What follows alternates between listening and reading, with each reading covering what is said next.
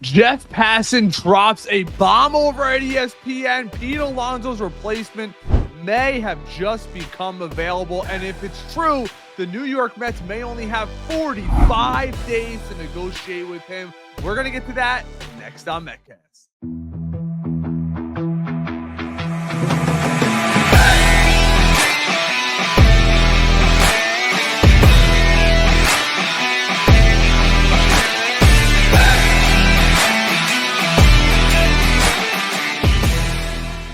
What's going on, Met fans? Welcome back to another episode of Metcast. As always, I am Rainey. If you're enjoying this content, make sure you like, subscribe, turn those notifications on so you never miss an upload or any of the New York Mets news that you need to know. And today is the day we learn that Murakami is going to be posted. Let me go over his stats really quick. A few years over in the MPB, 265 home runs, 722 RBIs, a 273 lifetime average with a 944 OPS, one of the best sluggers to ever come from overseas. And yes, he is still young, currently playing third base overseas, and is projected to probably be a first baseman when he comes here. And let's not forget, David Stearns personally went out and scouted him, where he had a walk-off home run. So it's a guy that we should be monitoring closely. And I'm kind of glad that he got posted early because it's going to show the Mets cards. Last year, what happened with Pete Alonso,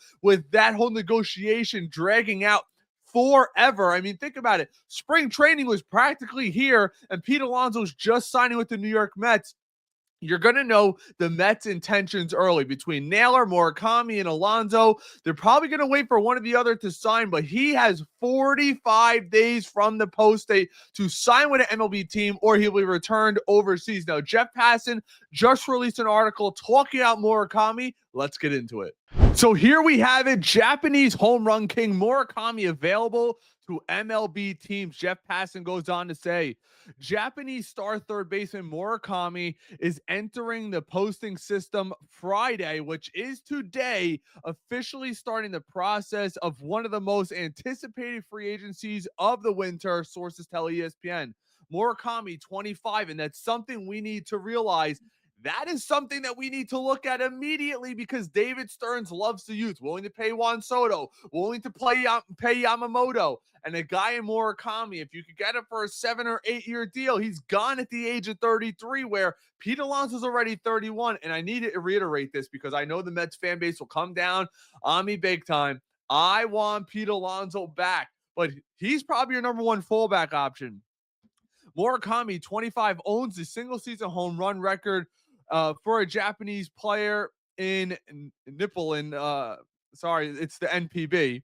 Having hit 56 in 2022 to break the Sundroha O's record 55, which was set in 1964. A prolific power hitting Murakami leaves the Tokyo Yuka Swallows with 246 home runs over 8 seasons in Japan. He goes on to say his slugging prowess is expected to draw widespread interest among major league teams this winter, which, let's be honest, it's the Dodgers, the Mets, the Yankees, San Diego, Giants, Mariners. It's the typical guys. Now, let's be honest, the guys on the West Coast, like always, have the advantage because you're much closer to home.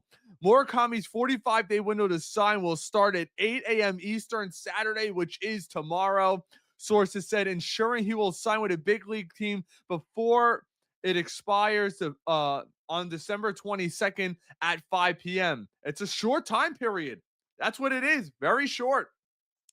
Murakami, who also plays first base, is one of the jewels of the deep class of players expected to come from Asia this winter. You see there's 3 or 4 top players, including pitchers, who I think the Mets will be in on.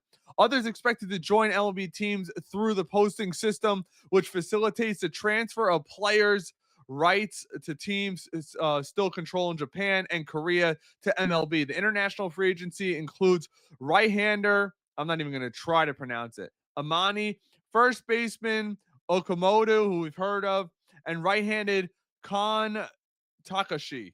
I don't know if I'm pronouncing that. Sorry if I'm not. Also expected to return to MLB is right-hander Cody Ponce, who went 17-1 with a 1.89 ERA in Korea Baseball Organization. The left-hander, Foster Griffin and Anthony Kay, former New York Met, both whom pitched in Japan. A lot of interesting things to see there.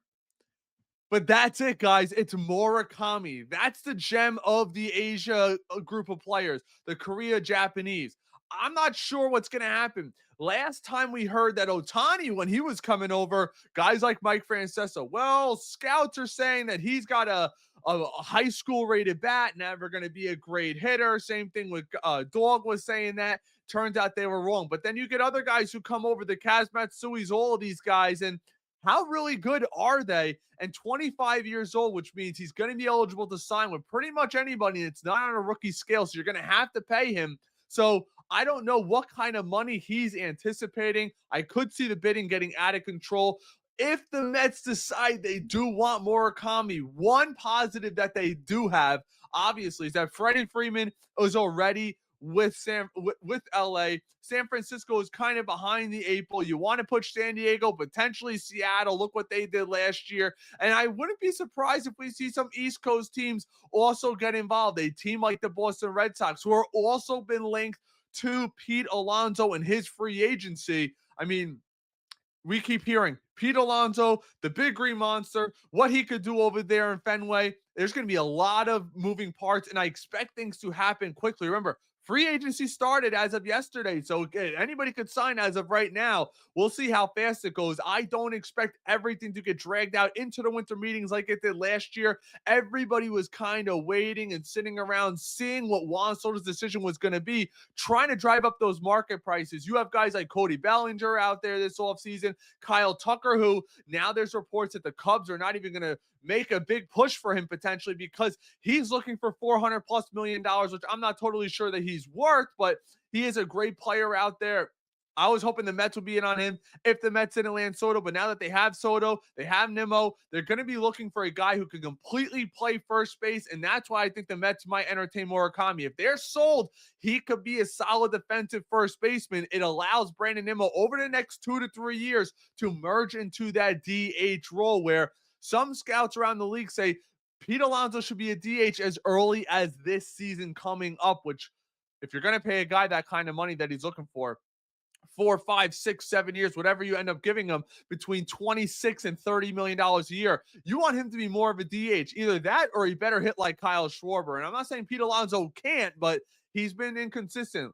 The year before last, he had not a great year, but a down year, especially when it comes to batting average. This past year had a great year. You take that out of a DH every single year, but there's no guarantee he's going to give you that. But again, I'll reiterate, I want Pete Alonso back on this team. I want one day to see his number hanging in the rafters, and I want to see him be a Hall of Famer, 500+ home runs with our New York Mets. But I'm really tempted by Murakami. If the Mets like him that much and think he can play third base, is there potential they move him to third base, let McNeil and Beatty and Acuna battle it out for second base? You have Carson Bench, Jet Williams battling out for center field. I expect them to get a veteran center fielder in here. We just saw Harrison Bader decline his option. He's going to be an unrestricted free agent. He may be a guy that we could potentially get in center field, but it's going to be really interesting to see. I expect things to happen quickly, and don't be surprised if a lot of those rumors are out there, but make sure you guys have those notifications on so we can keep you up to date in regard to all the latest in the New York Mets news. Don't forget to like and subscribe, and until next time,